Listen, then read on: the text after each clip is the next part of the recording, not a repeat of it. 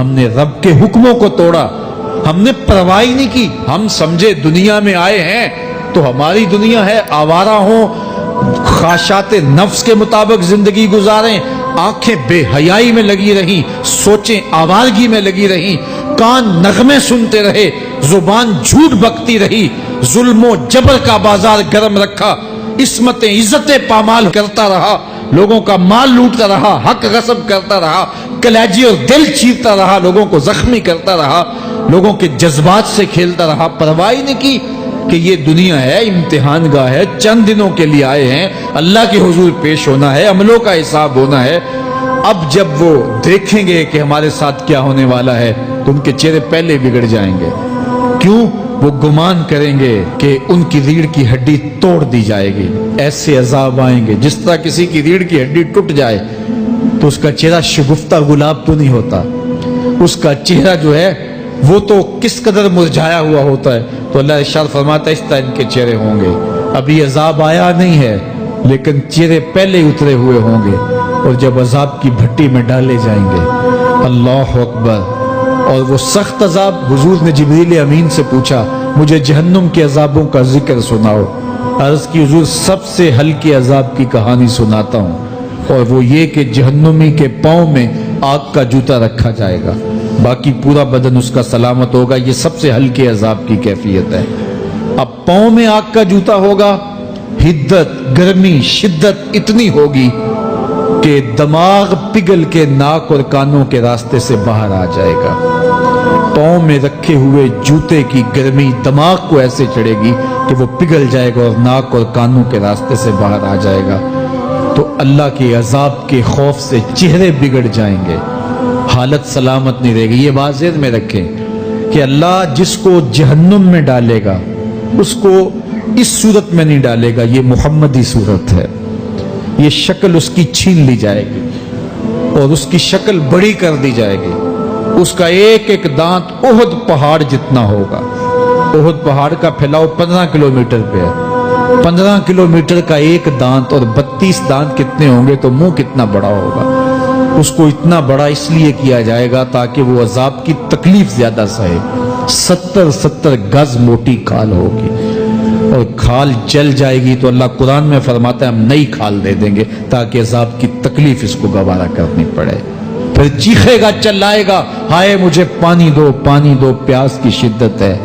70 سال تک تو اس کی کوئی آواز ہی نہیں سنے گا. 70 سال کے بعد داروغہ جہنم چیخ کر کہے گا کیا مانگتا ہے؟ وہ بولے گا مجھے پانی چاہیے.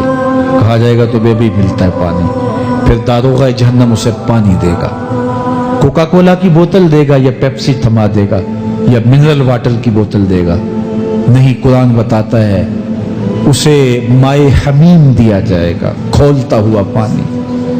اور وہ اتنا گرم ہوگا جب پینے کے لیے چہرے کے قریب کرے گا اس سے اٹھتی ہوئی بھاپ کی وجہ سے چہرے کی کھال ادڑ کے اس کے اندر گر پڑے گی، لیکن اس کے باوجود اس کو پینا پڑے گا. اللہ فرماتا ہے یہ دنیا ہی سب کچھ نہیں ہے. سمجھ لیا یہی سب کچھ ہے، آخرت کو بھول گئے. صبح اٹھے کام پہ چلے گئے، شام آئے آوارگی میں چلے گئے. صدائیں آتی رہی حی علی الصلاح حی علی الفلاح، کوئی پرواہ نہیں کی. نہ پیشانیوں نے سجدے کیے، نہ سوچوں میں پاکیزگی آئی. زندگی یوں گزار کے چلے گئے. ایسے نہیں کہا ایک وہ ہوں گے جن کے چہرے شگفتہ گلاب ہوں گے، ایک وہ ہوں گے جن کے چہرے بگڑے ہوئے ہوں گے. اللہ اکبر. کلا اذا بلغت التراقی. یہ تو قیامت کا منظر ہے نا، قیامت سے قبل بھی ایک منظر ہے. اللہ اس منظر کو بھی بیان کر رہا ہے. کلا اذا بلغت التراقی. ہاں جب جان گلے کو پہنچ جائے گی. اے انسان تیرے اوپر وہ گھڑی بھی آنے والی ہے، وہ وقت بھی آنے والا ہے جب سانس اس ہنسلی میں اٹک جائے گا. جب سینے سے بھی سانس اوپر چلی گئی، اب ڈاکٹر بھی لا علاج قرار دے رہے ہیں کہ اب علاج نہیں رہا ہے، جان بس اب نکلنا چاہ رہی ہے.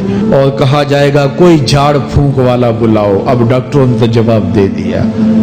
اب سانس اٹک گئی گلے میں، چند لمحوں کی مہمان ہے. اب ڈاکٹروں نے کہا اب ہماری جانب سے لا علاج ہو گیا، اب لے جاؤ اس کو گھر یا وینٹیلیٹر پہ ڈال دیتے ہیں اس کو. بس اب ہماری جانب سے کوئی اس کا علاج نہیں ہے. اب گھر والے روتے ہیں, کہتے ہیں کوئی جھاڑ پھونک والا لاؤ, کوئی دم والا لاؤ, شاید وہ کوئی دم کرے تو اس کی جان میں جان آ جائے. ڈاکٹروں نے تو لا علاج قرار دے دیا. وَظَنَّ عَنَّهُ الْفِرَاقُ. اللہ فرماتا ہے یہ تو جھاڑ پھونک والے کو ڈھونڈ رہے ہیں, لیکن جس کی سانس یہاں اٹکی ہے وہ سمجھ گیا ہے اب موت آ گئی ہے. اس کو یقین ہو گیا ہے کہ اب موت کے لمحے آ گئے ہیں, اب میں بچ نہیں پاؤں گا. اب آنکھیں تاڑے لگی ہوئی ہیں. وَالْتَفَّتِ السَّاقُ بِالسَّاقِ. پنڈلی پہ پنڈلی چڑھ رہی ہے. جب موت آ جاتی ہے تو پھر پنڈلی سے پنڈلی لپٹ جاتی ہے, اس کو پھر جدا کرتے ہیں اور جدا کر کے دونوں انگوٹھے باندھ دیتے ہیں تاکہ پنڈلی کے اوپر پنڈلی نہ چڑھے.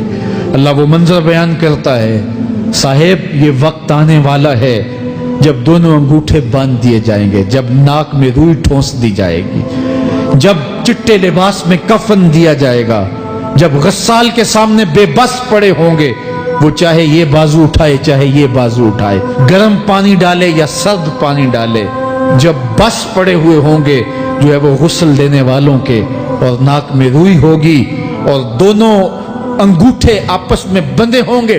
یہ محل, یہ ماڑی, یہ کوٹھیاں, یہ بنگلے جس کو سویر شام لگ کے حلال حرام کی تمیز کیے بغیر بنایا تھا, غوث اعظم رضی اللہ تعالیٰ عنہ بولے مکان بنا رہا ہے, بسیں گے اور حساب تو جا کے دے گا.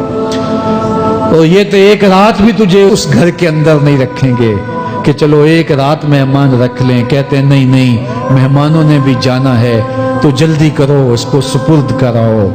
وہ تو تیرا لباس بھی پھاڑ کے اتاریں گے, خود غسل دینے کے لیے تیار بھی نہیں ہے. تجھ سے خوف آنے لگا ہے. جاندی واری ڈرونا بنے ہوتے, ہاتھ نہ لاندے ڈر دے, جنہ لئی تو پاپ کمائے اج کتھے نہیں تیرے کر دے. آج تو وہ تیرے ساتھ تجھے غسل دینے کے لیے آمادہ نہیں ہے. وَالْتَفَّتِ السَّاقُ بِالسَّاقِ. جب پنڈلی پہ پنڈلی چڑھنے لگ جائے گی, إِلَىٰ رَبِّكَ يَوْمَئِذٍ الْمَسَاقُ. اس دن تیرے رب کی طرف ہی لوٹ کے جانا ہے. فَلَا صَدَّقَ وَلَا صَلَّىٰ. اس نے نہ تو سچ مانا اور نہ نماز پڑھی. وَلَٰكِنْ كَذَّبَ وَتَوَلَّىٰ. ہاں جھٹلایا اور منہ پھیر کے چل پڑا. ثُمَّ ذَهَبَ إِلَىٰ أَهْلِهِ يَتَمَطَّىٰ. پھر اپنے گھر کو اکڑتا ہوا چلا. اولا لک فاولا ثم اولا لک فاولا. تیری خرابی آ پہنچی, ہاں تیری خرابی آ پہنچی. اَيَحْسَبُ الْإِنسَانُ أَن يُتْرَكَ سُدًى.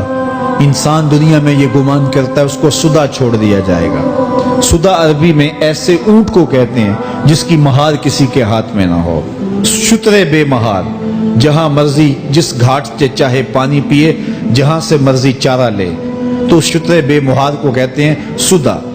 تو یہ انسان بھی گمان کرتا ہے کہ میں بھی سدا ہوں, مجھے کوئی کیوں پوچھے, میرے جذبات پہ کوئی کیوں قدغن لگائے, مجھے کیوں روکے کوئی.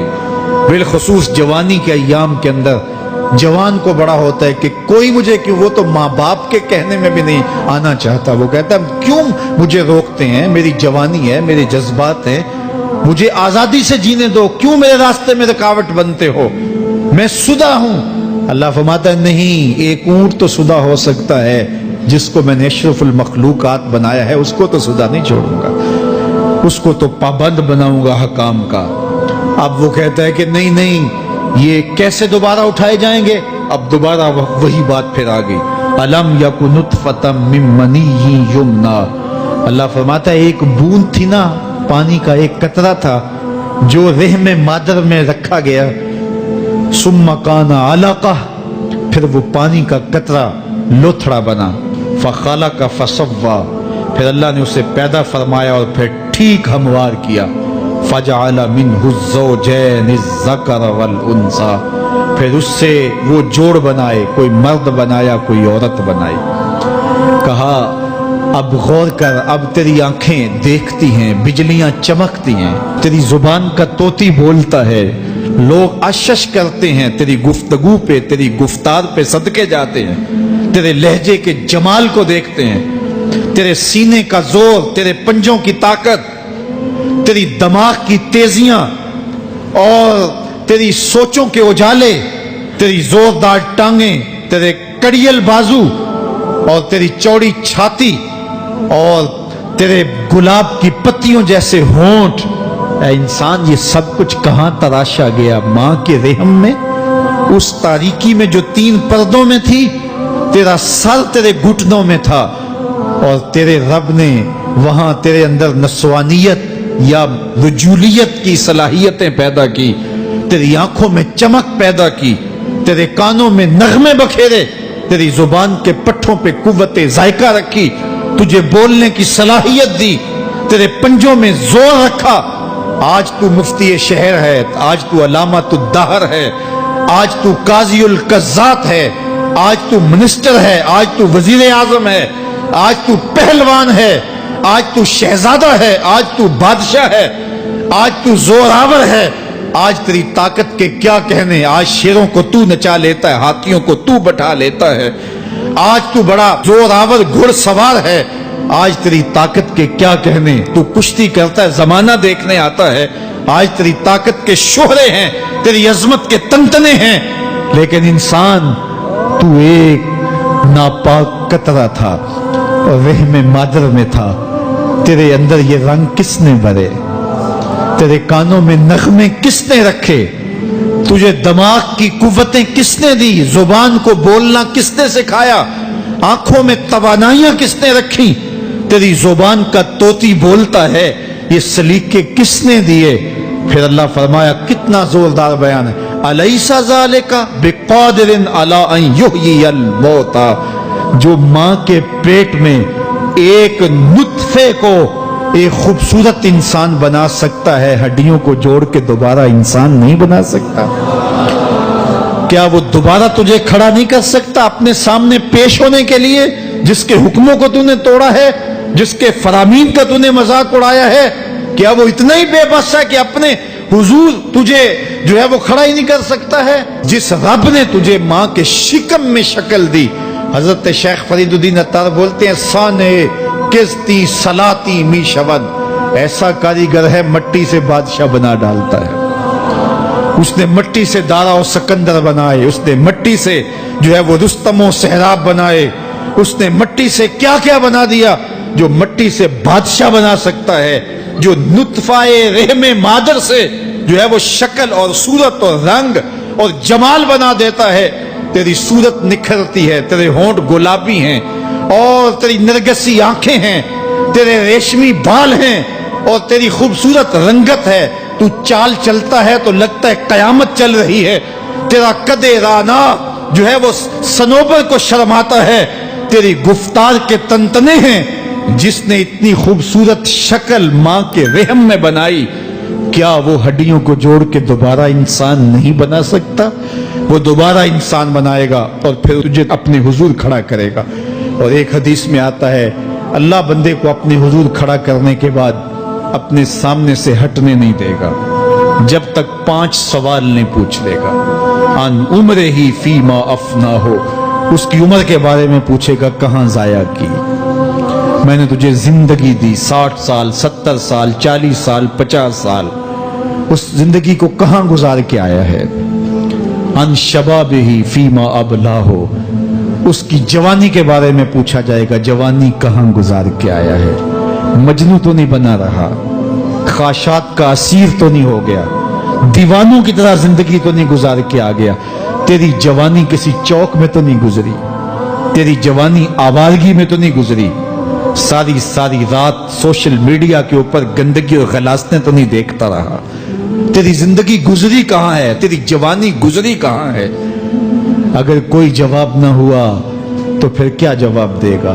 اور وہ کتنا خوش نصیب ہوگا جو کہے گا، مالک میری جوانی سجدوں میں گزری، میری جوانی قیام میں گزری، میری جوانی رکوع میں گزری۔ میرے حضور فرماتے ہیں، سبعۃ یظلھم اللہ فی ظلہ یوم لا ظل الا ظلہ، 7 اشخاص ایسے ہیں قیامت کے دن جب کوئی سایہ نہیں ہوگا، اللہ ان 7 کو اپنے عرش کا سایہ دے گا۔ ان میں سے دوسرا شخص میرے حضور نے بیان فرمایا، وشاب نشأ فی عبادت اللہ، وہ جوان جس کی جوانی اللہ کی عبادت میں گزری۔ جوانوں، اپنی زندگی کو مالک کی دہلیز پہ لے آؤ۔ جوانی وہی ہے جو مالک کی چوکھٹ پہ گزرے۔ اپنے دل کا تعلق جوڑو، عشق کرنا ہے تو پھر آمنہ کے لال سے کرو۔ محبت کا رشتہ ان سے جوڑو، تعلق کا ربط ان سے قائم کرو، جوانی کو دین کی راہ پہ ڈالو۔ اللہ اکبر۔ سنو میرے حضور کا فرمان، انا حبیب اللہ، میں اللہ کا حبیب ہوں۔ پھر فرمایا الشاب التائب حبیب اللہ، جو جوان جوانی میں توبہ کرے وہ بھی اللہ کا حبیب ہے۔ آؤ اللہ کے حبیب بن جاؤ، اللہ کے حبیب بن جاؤ، اللہ کے حبیب بن جاؤ، اللہ کے محبوب بن جاؤ۔